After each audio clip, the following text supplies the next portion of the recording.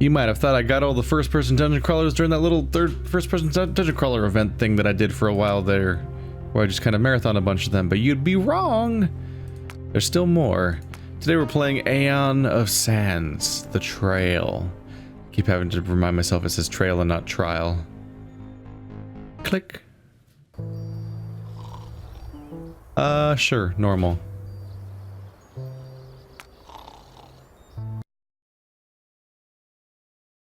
Ooh. Loading all resources. Like of the entire video game? Is that their approach to loading now? It's just to load the entirety of the game at once? And then you go?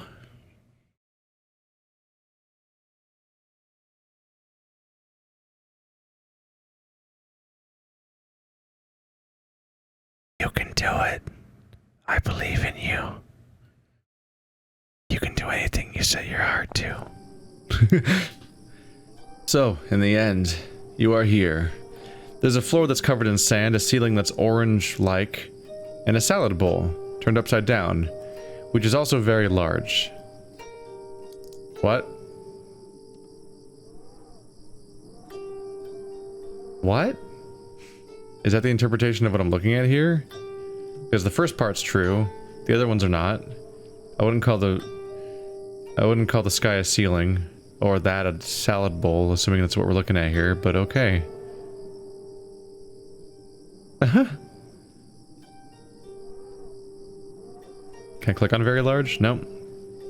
Some options are, what's that? Give me some poetry. I paid big money for this game. Or, yeah, don't waste your time on words. Illiteracy or death. Or I know everything already. Just start this thing. I think you're setting how much dialogue you want the game to have. As the first sun, the giving lord, leaves the embrace of the ever-changing hazes on the far horizon, only the gulfs of shadows cast by the sacred trees give some shelter from the heat to the people of the desert, and only the glass domes protect them from the colossal winds. Oh, I'm supposed to be like, oh no, that's too much exposition in the genre that might be technically about that. Alright. Yet, of late, on the branchways of Pantella, suspended on the tall arms of the Kinami tree, and worming between its roots, a vague disquiet walks among the people, and wary eyes look suspiciously at the shadows. Sketchy enough?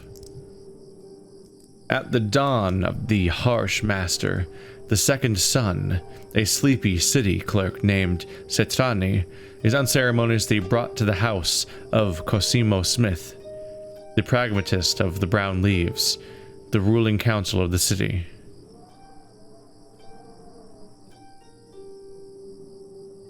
Second son. Well, it's always too early to meet the council. Ah! The clerk Setrani. Come in, come in. I have little time this morning. Your gardener supervisor sent your name to my attention. And that's a good thing, right? What is this? Oh, it's the scroll bar.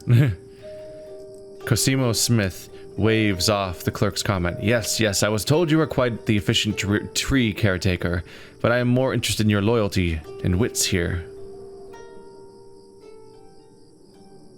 Is there any pay involved? Youngsters these days, you don't even know what this is about.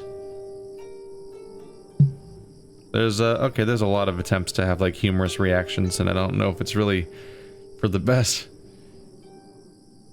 Bodies. Wait, this one's a response to the other comment. Trust me, they'll never find the bodies. Wait, wasn't Setrani supposed to be the hero? Again with the interruptions. Well, not exactly a hero. How to put this kindly? Setrani is more fluid than that. So, basically a criminal. Ah!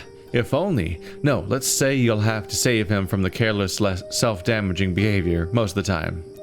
Ah. Okay, an idiot. Damn. I think fool is more apt. Let's get back to the story, right? You better. The councilman dismisses Setrani's comments about his wages with a shrug. He continues, I'm sending you out on a mission.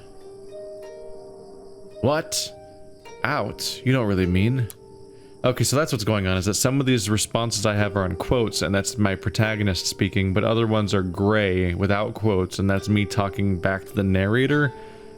So I'm simultaneously...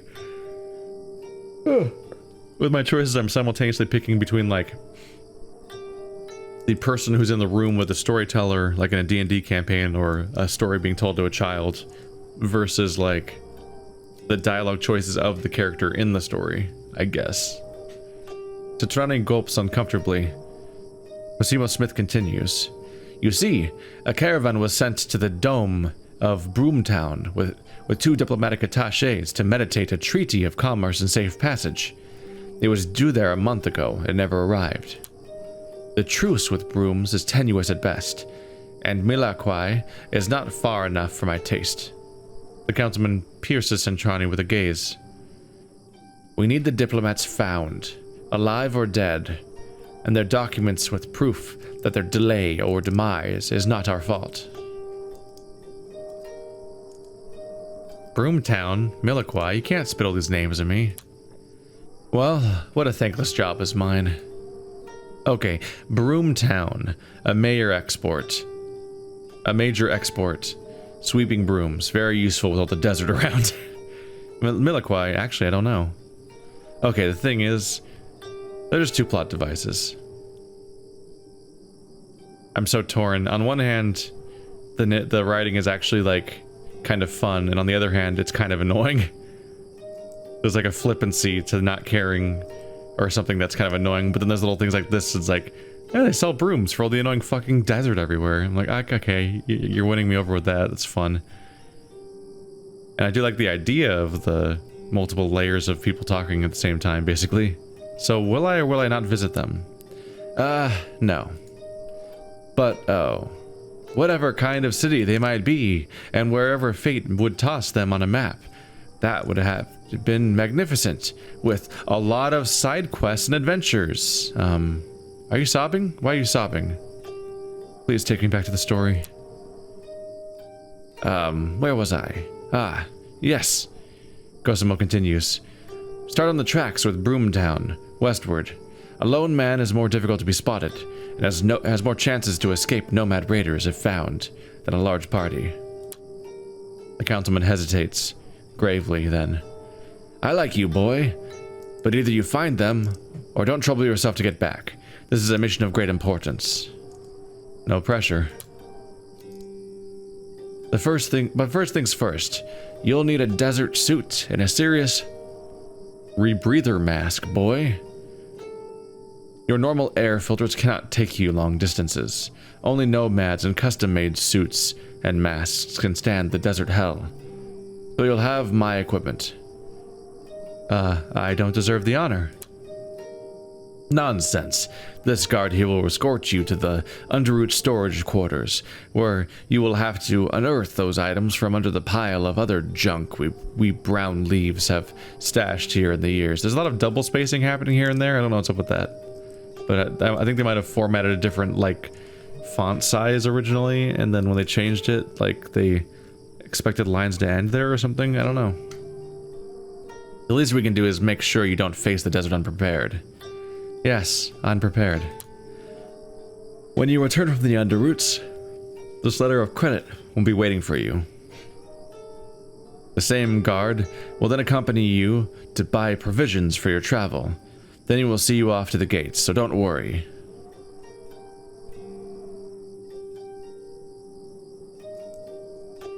Wait, Underroots, what are they? Ugh. Luckily the intro is almost finished. The Underroots are an area under the Konami tree, or any giant tree really, excavated by the mighty rhizomes of these rare miracles. Enough with the botany, though. Our protagonist is framed as somebody that's like simultaneously curious and wants all these details, but then like weirdly annoyed when they're given the details. The Underroots, either excavated by hand or by roots, are an underground tunnel complex that is used as storage area and sometimes occupied by the derelicts of the tree's society, who don't have any other place to go. Trade in botany for sociology, I see. Deep breath. Why about I take you back to Setrani, and for the rest of the game we pretend not to know each other? Eh? Eh? That's the brightest thing I've heard you say so far. I don't like us. I don't like the things we say to the narrator. I'm just like, why are we a douchebag? But also we ask questions, then we get mad when they answer the questions. The councilman is undeterred by Setrani's faint protest. There's nothing more to be said. May the tree grant you speed. As Setrani is dragged out by the guard, Cosimo calls for a secretary. Show in my next appointment. That Aswander character. Aswander character? Damn, this day gets better and better. Well, for me it's literally the opposite, it seems. The guard escorts a dismayed clerk down through the branching stairways to the ground floor of the town, where a wooden gateway to the underroot stands in a shaded plaza. Come on, clerk, a rebreather mask and an old desert suit are hardly a difficult thing to find. Wait, I think I forgot the water tap running. All the more reason to do this job quickly then. Wait, now I'm confused. That was in red. I thought when it's red, that means it's the narrator saying it, and that my character talks in yellow, and the other person in the room with the narrator talks in gray. But that one was red, but he said it, but he heard me? I'm not sure what's going on with this color scheme. In you go. The guard motions Setrani to enter. I'll wait here for you to do your bureaucratic job.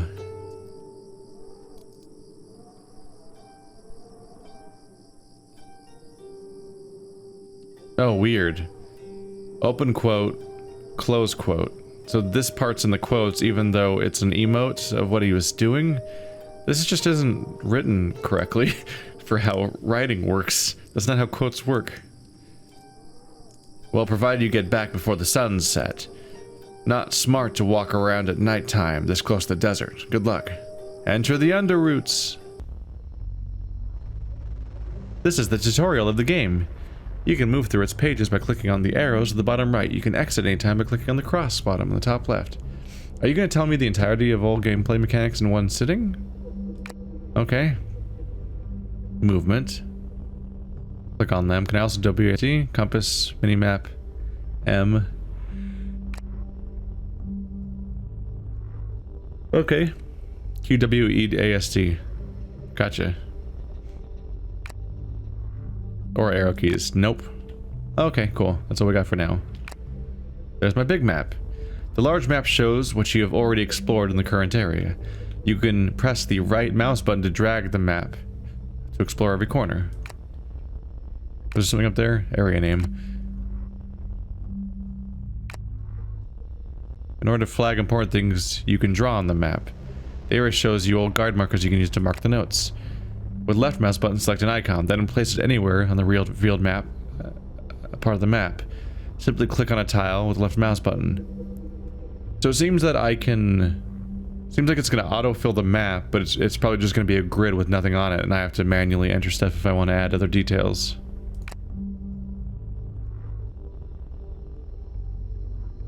Oh, I see a staircase though there, in two different textures, so maybe not.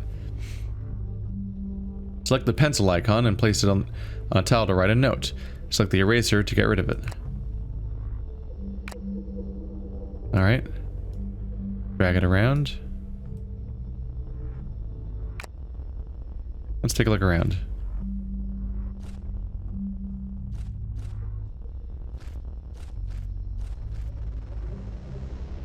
This is Setrani, your main character. You can click with the left mouse button on the portrait to access his inventory. You can have up to 3 parties in your members in your party.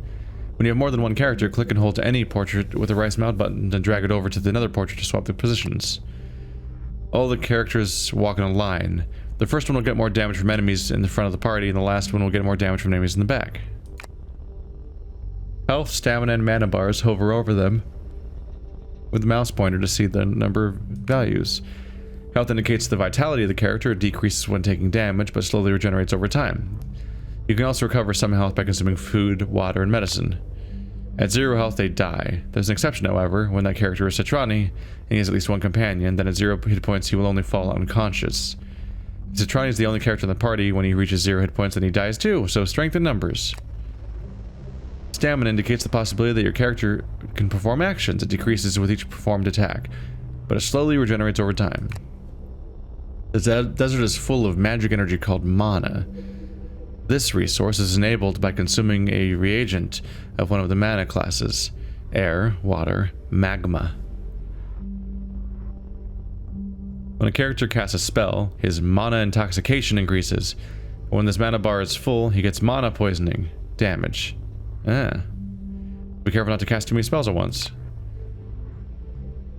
This is the character's right hand, the top one, melee range weapons. Left hand is shields, ammo. Okay. If that's not melee and ranged weapons. You can grab items from the floor and drag them onto the character's hands. A usable hand slot will then be highlighted. If you drag and drop them onto the character portrait instead, the items will go to the character's backpack. It might happen that someone attacks you. Then you can press 1 on your keyboard or click on the right mouse button on the right hand slot to attack in return. You can attack or use an item on the character's left hand by pressing 2 on the keyboard or by clicking the right mouse button on its slot. Okay. That'd be set up. Going ahead and just filling the map in. The underroots. I knew I should have remained in bed this morning.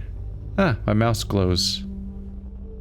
It's not as noticeable for me because I'm the one, my eyes are usually following the mouse movement anyway because I'm playing the game and they're going together, but for the viewer it's easier to find the mouse for the recording because you can, there's a whole glow around it. That's kind of nice. Don't kill me.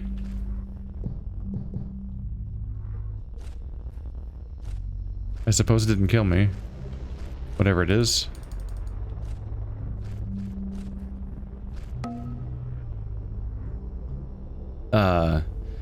The wall here should have something to open that door.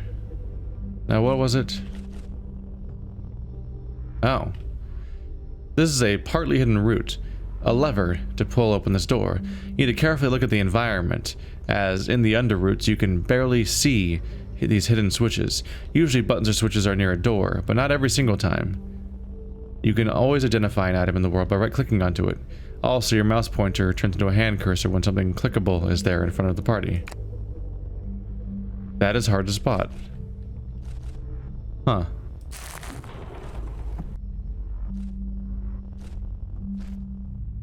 Ah. It looks like my best clue might have been in profile, where it seems to stick out more. Anything stick out of walls around here?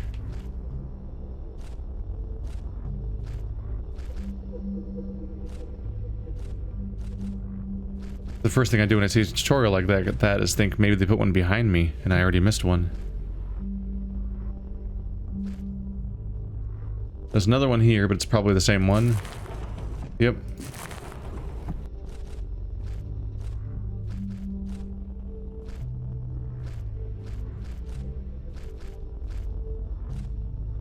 Good thing there's a map down here, because it's actually, especially for you guys, the viewer who aren't controlling the game, it's actually a little hard to tell how much I'm moving.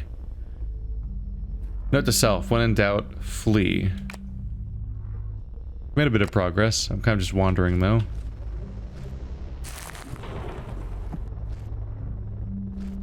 Getting used to recognizing that at least. I could use a weapon. Probably not bad. Oh look, a very large hostile rat, your first enemy. You can fight with your character's bare hands by clicking the hand slots with the right mouse button. However, you better use a weapon. If you have one in your backpack, open it and drag and drop the weapon onto the hand slot that will get highlighted when you hold it with the mouse pointer. Please keep in mind that there is a short cooldown after using a weapon, so time your attacks. Hit the opponent, there's only one part of combat. You also have to try to not get your character to be hit. Try to not get your characters be hit in return. I know there's something phrased weird here. To do so, you can time your blows and break the preparation of the opponent's attacks. Are you saying to intercept the attack? Or you can simply have your characters dodge and no longer be in front of the enemies they attack. Remember, you can strafe left or step back from the enemies to avoid being hit. Get him, get him, get him. Boy, do I not seem to have anything. From here, you can access your party inventory at any time by clicking with the left mouse button on the chest on the right side. Oh, Setrani hits rat critical. Broke his attack. 1d4 damage to me, though.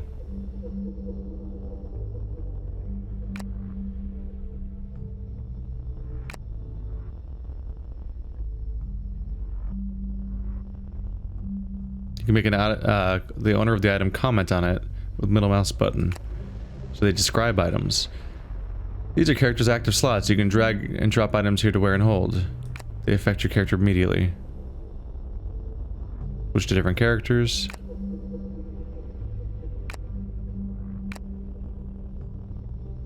This is your party inventory. It works just like the... Oh, game actions paused. Neat. On the left there is the stash. This? Items acquired in the game's story. You cannot place items in the stash. Oh. So it's the plot items tab. Like in Zelda.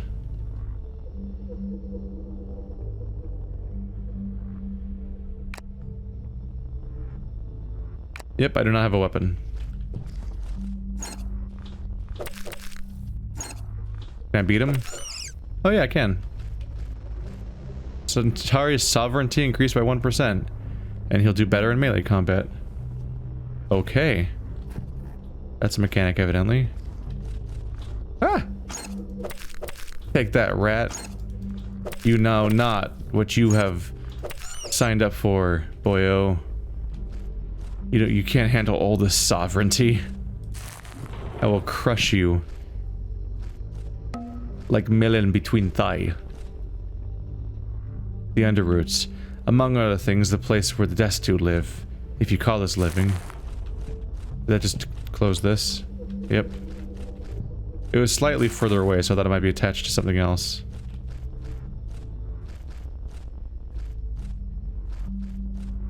God damn, this is a lot of dungeon. They want me to put items here? Because it looks like there's nothing there right now.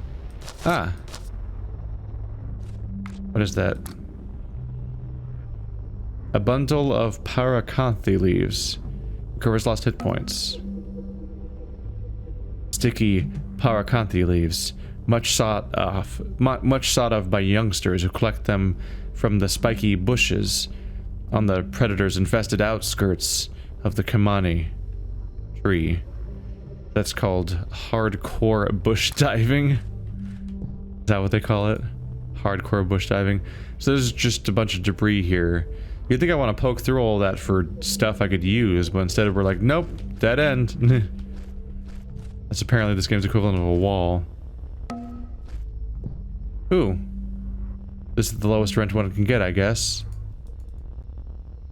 There's a population of people. Can I not talk to them at all? Punch them. Something's blocking. Huh. Can't even talk to them. They're just another barrier, I guess. A vaguely lowery barrier.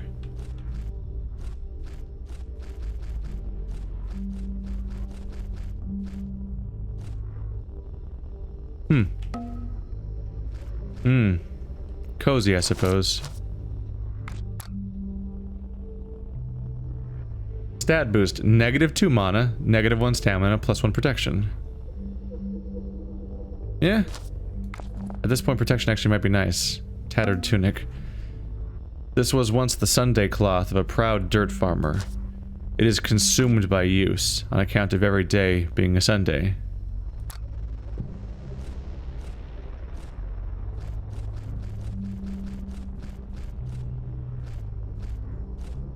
I think that was supposed to be a joke? I'm not sure.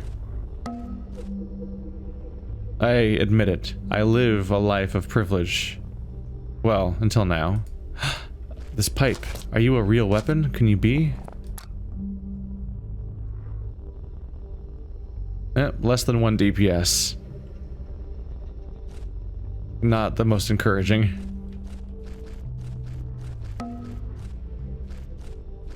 The people that the city failed squat here. Also some old rovers. The ones that survived the desert at any rate. But I kind of dig some stuff going on in this game. Would be nice to have an animation for walking though. By which I mean just like the screen transitioning by sliding forward instead of skipping forward by a tile. That's less for me and more for you guys, because you can tell what's happening better on the screen if it does that. People express disorientation when it just teleports like this.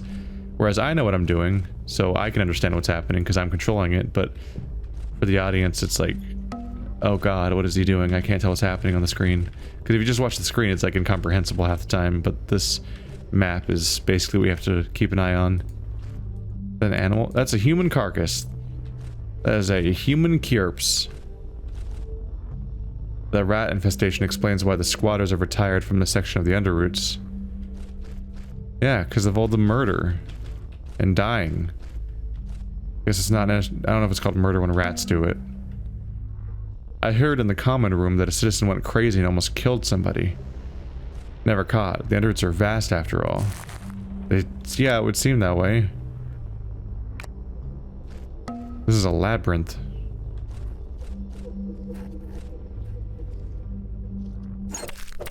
Where is my... What? I don't know what went wrong. Where's my weapon? Did I put it down on accident somehow? Did it break?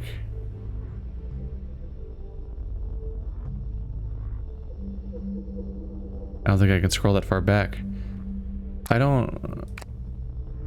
What? I picked up a pipe to beat people with and now I don't have a pipe. I just looked up and saw it was gone. I have no idea where it went. Did it break? Can I have another one, please? Please, sir, can I be armed?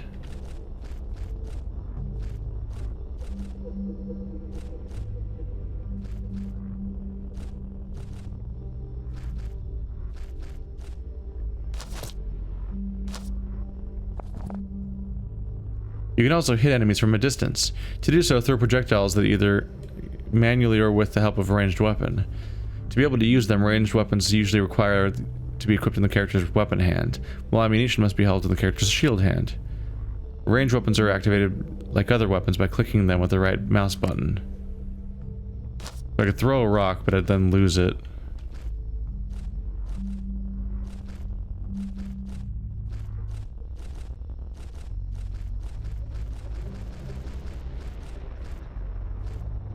I'd prefer not to. Might be useful for like a pressure plate or something.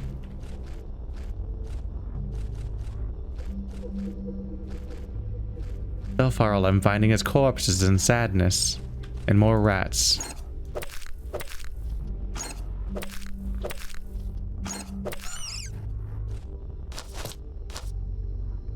A water skin. That could be useful for future survival purposes. Yep, I totally want to weigh this down with a rock, don't I? Ta-da! Ta-da!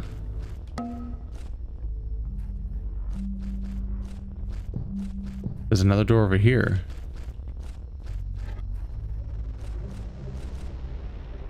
I bet stepping there opens the door to my side. There's something over there making noises. Can I put the shirt here? It would appear so. It looks pressed, but not like it's doing anything. I've never been this way. I believe there was a reason for that. I'm going to die here. For a moment, I thought I saw something on the wall.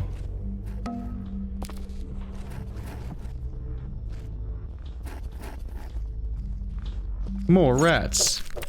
A duo of rats. I'm going to die. Oh, I actually died immediately. Well, shit. Look at that attack animation. Like, no, wait, stop. Helpful rats trying to save my life. Alright, I'm very dead, evidently. Oh, perfect timing. We're like half an hour in, so I guess there we go. In order to go on living, one must try to escape the death involved in perfectionism. Hannah Arendt. Game over. I think they're criticizing me for trying to complete the floor instead of moving on. Probably. Alright, well that's Aeon of Sands. If you want to check this game out, link in the description to the Steam page. Thanks for watching like always, guys, and I'll see you next time.